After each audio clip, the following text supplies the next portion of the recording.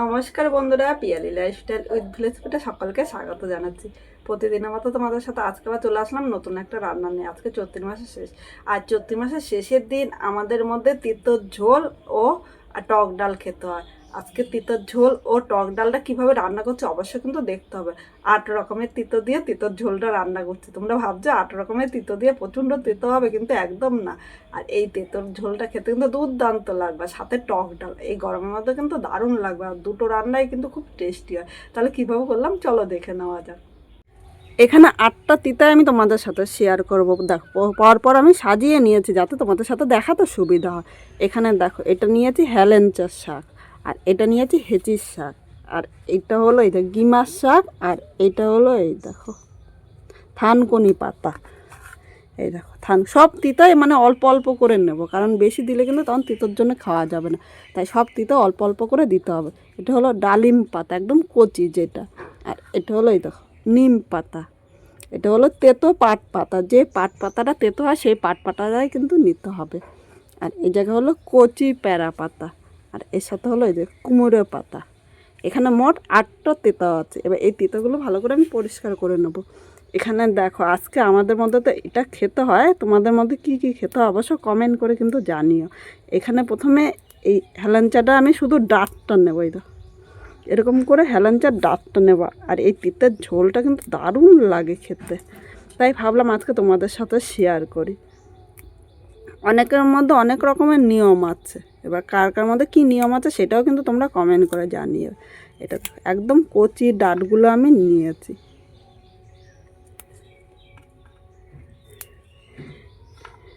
এবার একইভাবে এই হেঁচির শাকগুলো আমি পাতাগুলো ফেলে দেবো, শুধু এই ডাঁটটা নেব। অনেকে ভাববে যে 8 রকমের তেঁতো দিয়ে তেঁতোর ঝোল যদি রান্না করি তাহলে তো তেঁতোর জন্য খাওয়া যাবে না, কিন্তু না, তোমরা একবার রান্না করে দেখতে পারো।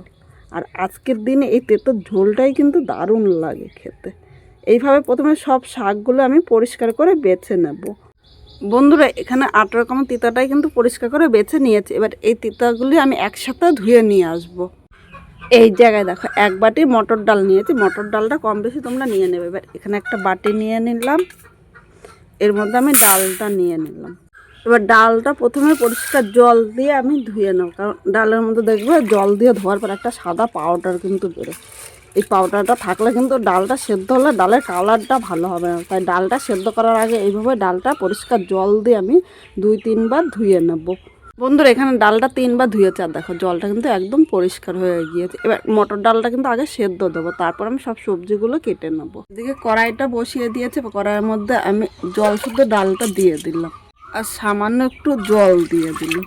এর মধ্যে এবার লবণ দিয়ে দিলাম। এখন কিন্তু ডালটা আমি হাতা দিয়ে নাড়া দেবো না, কারণ নাড়া দিলে ডালটা কিন্তু সেদ্ধ হতে দেরি হবে। এখন আমি এইভাবে ঢাকা দিয়ে ডালটা সেদ্ধ করে নেবো, আর এর মধ্যে সব সবজিগুলো আমি কেটে নেব।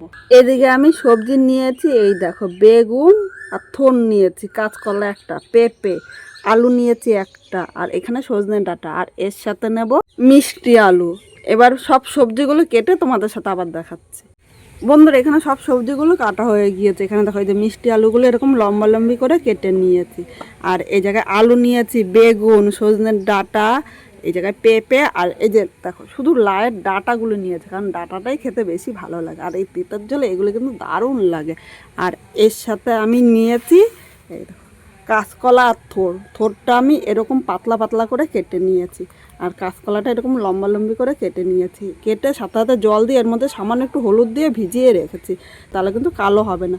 তোমরা যখনই কাঁচকলা থোড় কাটবে এরকম সামান্য হলুদ দিয়ে ভিজিয়ে রাখবে, দেখবে তরকারিটা সুন্দর হবে, খেতেও ভালো লাগবে। এবার এই সবজিগুলো আমি পরিষ্কার জল দিয়ে ধুয়ে নিয়ে আসবো। এদিকে আমি ঢাকনিটা তুলে নিলাম, তো সেদ্ধ হয়ে গিয়েছে। এইভাবে তোমরা কড়াইতেও করে নিতে পারো বা প্রেশার কুকারেও কিন্তু করে নিতে পারো, তোমাদের যেটা সুবিধা হয়। যেহেতু হাতে আমার একটু সময় ছিল তাই আমি কড়াইতে কিন্তু করে নিলাম। আর কড়াইতে ডাল সেদ্ধ কিন্তু খুব সুন্দর হয়। এবার হাতা দিয়ে এইভাবে আমি একটুখানি ডালটা মিক্স করে নেবো। আমি হাতা দিয়ে করছি, তোমরা কিন্তু ঘুটনি দিয়ে, মানে যেরকম তোমাদের সুবিধা সেরকমই করে নিতে পারো। হাতের সামনে আমার যখন যেটা থাকে সেইভাবেই কিন্তু আমি ডালটা এইভাবে ঘুটনি দিয়ে নিই। ডালটা কিন্তু একদম মিহি হয়ে গেল। এবার এই ডালের মধ্যে আমি জল দিয়ে দিলাম। জলটা ডালের সাথে ভালো করে নেড়ে চেড়ে মিশিয়ে নেব। এর মধ্যে স্বাদ অনুযায়ী লবণ দিলাম ও প্রয়োজন মতো হলুদ নিয়ে নিলাম। লবণ হলুদটা একটু ডালের সাথে নেড়ে চেড়ে মিশিয়ে নেব। 3টে লঙ্কা দিয়ে দিলাম। ডালটা ভালো করে ফুটিয়ে নেব। বন্ধুরা, ডালটা ভালো করে ফুটিয়ে নিয়েছি, এবার আমি নামিয়ে নেব। কড়াইটা পরিষ্কার করে বসিয়ে দিয়েছি। এবার এর মধ্যে আমি সর্ষের তেল নিলাম। খুব বেশি কিন্তু তেল লাগবে না, সামান্য পরিমাণে তেল নিয়েছি। এখানে তেলটা গরম হয়ে গিয়েছে। এর মধ্যে আমি একটা শুকনো লঙ্কা সম্বার দিলাম, সর্ষের সম্বার দিয়ে দিলাম। 1 সেকেন্ড ভেজে নেব। এদিকে একটা আম লম্বা লম্বি করে কেটে রেখেছি, কেটে আগের থেকে ধুয়ে রেখেছিলাম। এখানে সব আমগুলো নিয়ে নিলাম। এর মধ্যে স্বাদ অনুযায়ী লবণ নিয়েছি, আলাদা করে কিন্তু আমি আর লবণ দেবো না। এবার আমটা মিডিয়াম আগুনে কিছুক্ষণ ভেজে নেবো, যেহেতু কচি আম, ভাজতে ভাজতে কিন্তু আমটা নরম হয়ে যাবে। এখানে আমটা কিন্তু ভাজা হয়েছে, আর এর থেকে বেশি ভাজবো না। এবার এর মধ্যে ডালগুলো নিয়ে নিলাম। ডালের সাথে আমটা নেড়ে চেড়ে মিশিয়ে নেব। এইভাবে মিডিয়াম আগুনে ভালো করে ফুটিয়ে নেব যতক্ষণ না আমটা ফুটে। আর আমটা কিন্তু কচি, খুব তাড়াতাড়ি কিন্তু আমটা গলে যাবে, তাই ডালটা ভালো করে ফুটিয়ে নিতে হবে। আর এইভাবে রান্না করলে ডালটা কিন্তু এই গরমে দুর্দান্ত লাগবে খেতে। এখানে দেখো ডালটা ফুটে উঠেছে। এবার এই ডালের মধ্যে 1/2 চামচ চিনি দিয়ে দিলাম। এই মিষ্টি দেওয়াতে এই স্বাদটা কিন্তু ব্যালেন্স হবে। যারা মিষ্টি পছন্দ করে না তারা কিন্তু মিষ্টিটা স্কিপ করতে পারো। চিনিটা 1 মিনিট নেড়ে চেড়ে নিয়েছি। এখন আমি ডালটা নামিয়ে নিলাম। এই গরমে এইভাবে একবার ডালটা রান্না করে দেখতে পারো, খেতে কিন্তু দুর্দান্ত লাগবে। এবার তিতার ঝোলটা আমি কীভাবে করলাম চলো দেখে নেওয়া যাক। এদিকে কড়াইটা পরিষ্কার করে বসিয়ে দিয়েছি। এর মধ্যে সর্ষের তেল নিলাম। তেলটা ভালো করে গরম করে নিয়েছি। প্রথমে এর মধ্যে আমি মেথি সম্বার দিয়ে দিলাম।